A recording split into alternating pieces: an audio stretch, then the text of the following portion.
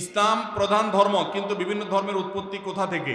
বাংলাদেশের অর্থনীতিতে সুদি কারবার হওয়ায় আমাদের ইবাদত কোন পর্যায়ে চলে যাচ্ছে?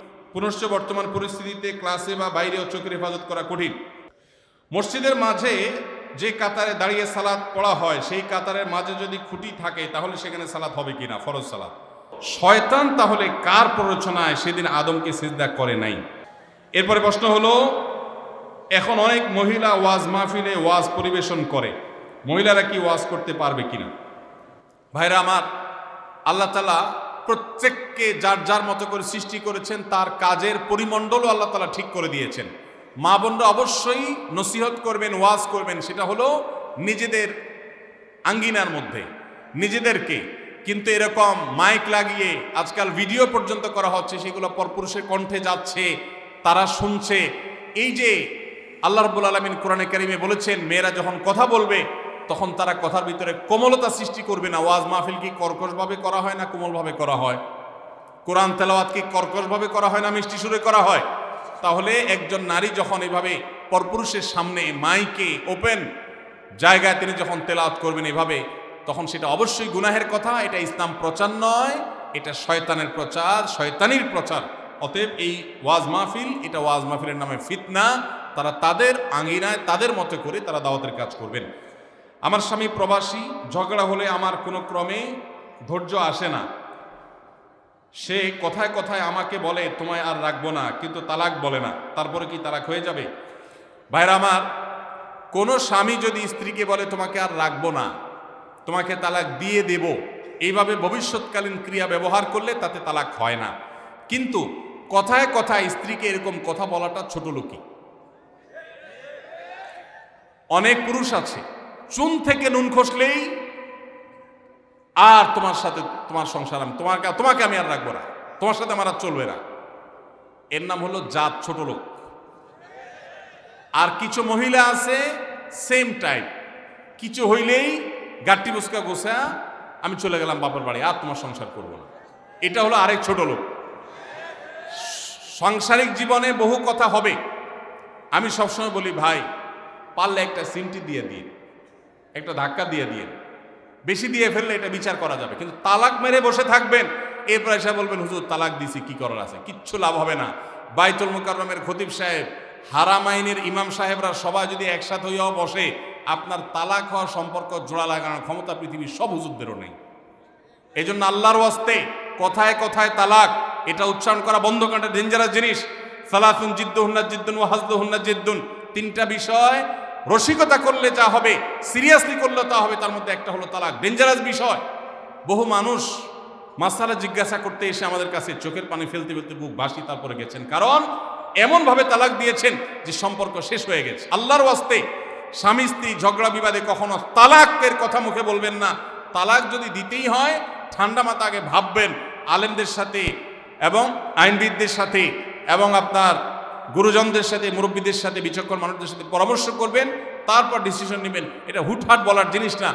আমার এক হুজুর ছিল খুলনা দারুল উলুম মাদ্রাসা, যখন আমি ইফতা পড়ি, তালাকের মাসালা জিজ্ঞাসা করতে আসলে আগে বেতনিয়া মায়ের, তারপরে মাসালা পরে দিতেন, আগে মায়ের দিতেন। যে কথায় কথায় বউরে তালাক, আর জায়গায় মস্তানি পাও না, শুধু মহিলাদের উপরে মাস্তানি করতে আসো। তো এই জন্য কথায় কথায় যারা তালাকের কথা বলে এরা হলো সব ছোট লোক। আল্লাহ তাআলা এদেরকে এই ছোট লোককে পরিহার করার তৌফিক দান করুন। আমরা সবাই শয়তানের প্ররোচনায় পড়ে পাপ কাজ করি, এমনকি আদম হাওয়াও শয়তানের প্ররোচনাতেই জান্নাতে ফল খেয়েছিলেন। প্রশ্ন হলো, শয়তান তাহলে কার প্ররোচনায় সেদিন আদমকে সিজদা করে নাই? জটিল প্রশ্ন। দেখুন ভাই, শয়তানের প্ররোচনায় আদম আলাইহিস সালাম নিষিদ্ধ গাছের ফল খেয়েছেন। আমরাও শয়তানি কাজ করি শয়তানের প্ররোচনা।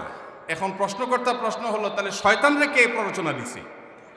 এর উত্তর হলো, তারেও যদি আরেকজন প্ররোচনা দেওয়া লাগে তাহলে সে শয়তান হলো কেমনি? সে নিজেই তো শয়তান, তারে যদি আবার প্ররোচনা দেওয়াই লাগে তাহলে সে শয়তান হলো কেমনি? ভাইরা আমার, মানুষ খারাপ কাজ শুধুমাত্র শয়তানের প্ররোচনাতেই করে না, প্রবৃত্তির তাড়নাতেও মানুষ খারাপ কাজ করে।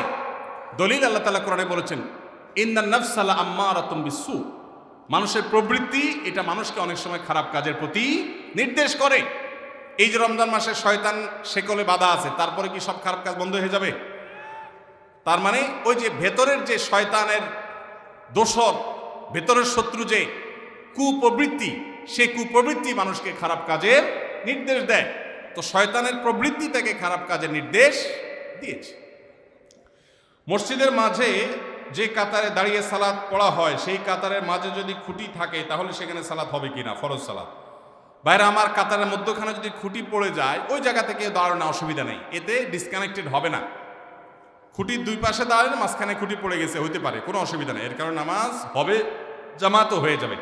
তবে মসজিদ নির্মাণের সময় খুঁটি যদি এমন কোনো জায়গায় ফেলানো যায় যেখানে ওইটার বরাবর জুতার র্যাক ইত্যাদি রাখা হয়, তাহলে সবচেয়ে ভালো। হাঁটা চলার জন্য জায়গা খেলে, বড় বড় মসজিদ আমাদের দেশে হাঁটা চলার কোনো জায়গা নেই, মানুষের নামাজের সামনে দিয়ে হাঁটা লাগে। আরবের দেশগুলোতে সবগুলাতে চারপাশে হাঁটা চলার জায়গা থাকে, তো আমার দেশে এরকম রাখা দরকার, বিশেষ করে বড় মসজিদগুলোতে। তো এই জন্য পিলারের বরাবর জায়গাটা হাঁটা চলার জন্য রাখা যেতে পারে। কিন্তু যদি কেউ দুই পাশে কাতার করে, মাঝখানে পিলার পড়ে যায়, পিলার দোনো পাশে মানুষ দাঁড়াইছে, কোনো অসুবিধা নেই, এর কারণে নামাজ হয়ে যাবে। বিয়েতে মেয়ের বাড়িতে কিরকম অনুষ্ঠান করা যায় শরীয়ত সম্মত? মেয়ের বাড়িতে কিরকম অনুষ্ঠান করা যায়? মেয়ের বাড়িতে আবার কিসের অনুষ্ঠান? বিয়ে হবে, বিয়ের পরে একটা খাবারের অনুষ্ঠান সুন্নাত এবং শরিয়া সিদ্ধ, সেটার নাম ওয়ালিমা, এবং সেটা করবে ছেলে পাত্রপক্ষ। তারা একজনের আস্ত একটা মেয়ে জন্মের পর থেকে শত শত দিন, হাজারো দিন পরিশ্রম করে বড় করে এই মেয়েকে পরিণত করে দিয়েছেন, শিক্ষিত করে দিয়েছেন। এরপরে আস্ত একটা মেয়ে ঘরে তুলে নিয়ে আসছে আরেকজনের, এই খুশিতে নতুন বউ ঘরে আসছে, সেই খুশিতে সবাইকে খাওয়াবে, এটার নাম হলো ওয়ালিমা।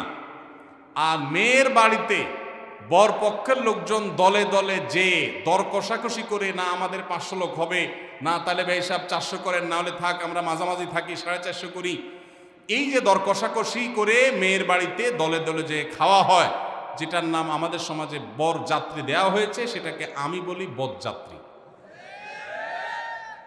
যারা বিয়ে করেন নাই, বাপের বেটা মায়ের বেটা হয়ে থাকলে নিয়ত করেন যে আমার বিয়েতে কোনো বরযাত্রী যাবে না। যেই বাপ মেয়েকে জন্ম দেওয়ার পর তাকে বড় করে তুলেছেন তিলে তিলে, আপনার তো বিয়ের পর শ্বশুর মশাইয়ের সামনে বসে দোজানো হয়ে বলা দরকার যে শ্বশুর বাবাজি, আপনার মেয়ে জন্ম থেকে বড় হওয়া, বিয়ে দেওয়া পর্যন্ত এর পিছনে কত লক্ষ টাকা খরচ হয়েছে, আনুমানিক একটা ফিগার বলেন। আমি গরিবের ভূত, একসাথে না হইলেও কিস্তিতে হলেও দিয়ে শেষ করার চেষ্টা করব, এটা বলা উচিত শ্বশুরে। সেটা না করে উল্টা ছোট লোকের মতো 200-300 লোক নিয়ে তার বাসায় গিয়ে খান, লজ্জা হয় না? বেচারা মেয়ে জন্ম দিয়ে কি ভুল করেছে? একজন মেয়ে বয়সে বিবাহের উপযুক্ত করা পর্যন্ত পড়ালেখা, খাওয়া দাওয়া, ঔষধ, চিকিৎসা, আদর, স্নেহ কত কিছু দিয়ে গড়ে তুলেছে। এরপর আস্ত মেয়েটাকে সারা জীবনের জন্য আপনি নিয়ে যাচ্ছেন, সারা জীবনভর শ্বশুরের এই কৃতজ্ঞতা, শাশুড়ির এই কৃতজ্ঞতার দায় আদায় করে শেষ করতে পারবেন না। সেখানে আবার যৌতুক আশা করেন, সেখানে আবার 200-500 লোক নিয়ে তার বাসায় খেতে যান। এর চেয়ে নির্লজ্জতা আরেকটা হতে পারে না। এই জন্য আমি এটাকে বলেছি, এটা বরযাত্রী না, এটার নাম বরযাত্রী। এই কুসংস্কার এবং অপসংস্কৃতি আমাদের সমাজ থেকে দূর করতে হবে। ছেলে পক্ষ খাওয়াবে, মেয়ে পক্ষ না। হ্যাঁ, মেয়ের বাবাকে আল্লাহ অঢেল দিয়েছেন, তিনি খুশি হয়ে সবাইকে খাওয়াচ্ছেন, ভিন্ন কথা। কিন্তু শর্ত দিয়ে, দাবি করে তার কাছ থেকে দর কষাকষি করে আদায় করলে সেটা অবশ্যই জুলুম হবে, এটা পরিহার করতে হবে। বাংলাদেশের অর্থনীতিতে সুদি কারবার হওয়ায় আমাদের ইবাদত কোন পর্যায়ে চলে যাচ্ছে? ভাইরা আমার, আমাদের রাষ্ট্র সরকারে যারা যখন থাকে, লোন নেয়, সুদি লোন, মাথা পিছু হারে আমাদের উপরও সেই সুদের হার বর্তায়। এইটার কারণে আমরা নিজেরা সুদ নিচ্ছি না, সুদি লোন নিচ্ছি না, সেজন্য আমরা গুনাহগার হব না, কিন্তু সুদের যে প্রভাব সেটা তো আমাদের মধ্যেও পড়বে, যেহেতু আমাদের জন্য নেওয়া হচ্ছে। এই জন্য মুসলমানের সন্তান হিসাবে সরকারে যারাই আসে তাদের কাছে আমাদের দাবি তুলতে হবে যে আমি দেশের নাগরিক হিসাবে আমার পক্ষ থেকে কোনো লোন নেওয়ার পারমিশন আমি দিচ্ছি না। আমার দেশে আমলাদের, বিভিন্ন সরকারি কর্মকর্তাদের, রাজনীতিবিদদের অপচয়ের রাস্তা বন্ধ করে দাও। দেশ ইনশাল্লাহ বিদেশিদের সুদি ঋণের উপর নির্ভর করতে হবে না। অতএব মুসলমান হিসাবে সেই দাবি আমার জোরে সোরে উচ্চারণ করতে হবে আমাদের দেশের অর্থনীতি কত বছর আর বিদেশি সুদী লোনের উপর নির্ভর করে থাকবে? আমাদের পরে স্বাধীন হয়ে সেই সমস্ত দেশগুলো এখন এমন পর্যায়ে চলে গেছে যে আমাদের মন্ত্রীরা সিরিয়াল দিয়ে সেখানে তাদের কাছে কর্মী পাঠাতে হয়। মালয়েশিয়ার মতো দেশে আমাদের সিরিয়াল ধরে বসে থাকতে হয়। আমাদের এই প্রিয় স্বদেশ সুদী লোনের উপর নির্ভর করতে হবে না যদি দেশের অপচয় এবং অপাত্রে অজাগায় কুজাগায় অপব্যয় ইত্যাদি বন্ধ করা হয়।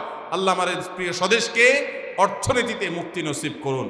যতদিন আমরা অর্থনৈতিক মুক্তি নসিব না হবে আমাদের, ততদিন পর্যন্ত বিদেশিরা 10 টাকা লোন দিবে, 15টা শর্ত দিবে সাথে, আমরা মুক্তি পাবো না। আল্লাহ আমাদেরকে সেটার তৌফিক দান করুন।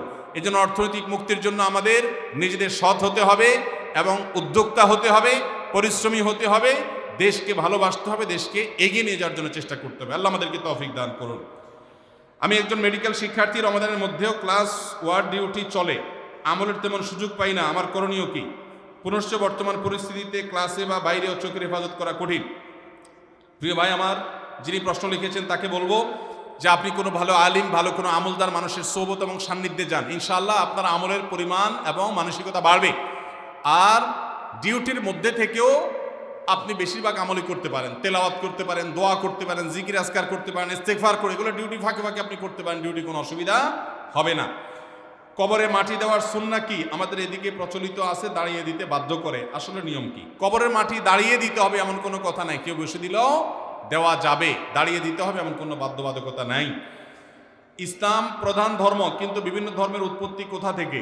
ভাই অনেক লম্বা সময় দেওয়া দরকার, আমার হাতে সময় নাই। ইসলাম আল্লাহর কাছে একমাত্র মনোনীত দিন, প্রধান আর অপ্রধান কিছু নেই। আল্লাহ বলেছেন ইন্নাদ-দীন ইনদাল্লাহিল ইসলাম, আল্লাহর কাছে একমাত্র মনোনীত ধর্ম হলো ইসলাম। আল্লাহ বলেছেন ওয়া মান ইয়াবতাগি গায়রাল ইসলামি দীনান ফালাই ইউকবালা মিনহু, ইসলাম ছাড়া অন্য কোনো কিছুকে ধর্ম হিসাবে কেউ আল্লাহর কাছে নিয়ে হাজির হলে সেটা কবুল করা হবে না, আল্লাহর পক্ষ থেকে এটা বাতিল হয়ে যাবে। এখন প্রশ্ন হলো বাকি ধর্মগুলো কোত্থেকে আসছে? পৃথিবীতে ধর্ম দুই প্রকার। ধর্ম কয় প্রকার? কিছু আছে আসমানি ধর্ম। আসমানি ধর্ম বলতে বিভিন্ন নবী রাসূলদের হয়ে আমাদের কাছে যে ধর্ম এসেছে, আদম আলাইহিস সালাম থেকে নিয়ে মুহাম্মদ সাল্লাল্লাহু আলাইহি সাল্লাম, এগুলো সবগুলো পর্যন্ত সব নবী রাসূলদের ধর্ম হলো আসমানি ধর্ম। আর কিছু আছে নবী রাসূলদের কেন্দ্রিক ধর্ম নয়, এগুলো হলো মানব রচিত ধর্ম। এগুলো বিভিন্ন প্রান্তের মানুষরা নানা সময় আবিষ্কার করেছে। আসমানি ধর্ম যেগুলো, তার সবগুলো অ্যাকসেপ্টেবল, তবে একজন নবীর পরে আরেকজন নবী যখন চলে আসে তখন আগেরটা রহিত হয়ে যায়। এই রহিত হওয়াটা থেকে নতুনটাতে যদি কেউ পাঠাতন পরিবর্তন করে আসে, আল্লাহ তাআলা কোরআনে তাদের সম্পর্কে বলেছেন যে তাদের বিনিময় মাররাতাইন, দুইবার দেওয়া হবে। আল্লাহ তাআলা আমাদেরকে সত্য দ্বীনের অনুসারী হওয়ার এবং এটাকে ধরে রাখার, ধারণ করার, বোঝার তৌফিক নসিব করুন। বিভিন্ন মাহফিল করার জন্য ছোট বাচ্চাদেরকে বা জনগণ গাড়ি আটকে যে টাকা আদায় করে তা ইসলাম সমর্থন করে কিনা? মাহফিলের জন্য টাকা তুলবেন, কিন্তু অপমানজনক ভাবে নয়। বাচ্চাদেরকে দিয়ে হোক আর বড়দেরকে দিয়ে হোক, জোর করে রাস্তায় গাড়ি থামিয়ে টাকা আদায় করা, এটা চাঁদাবাজি।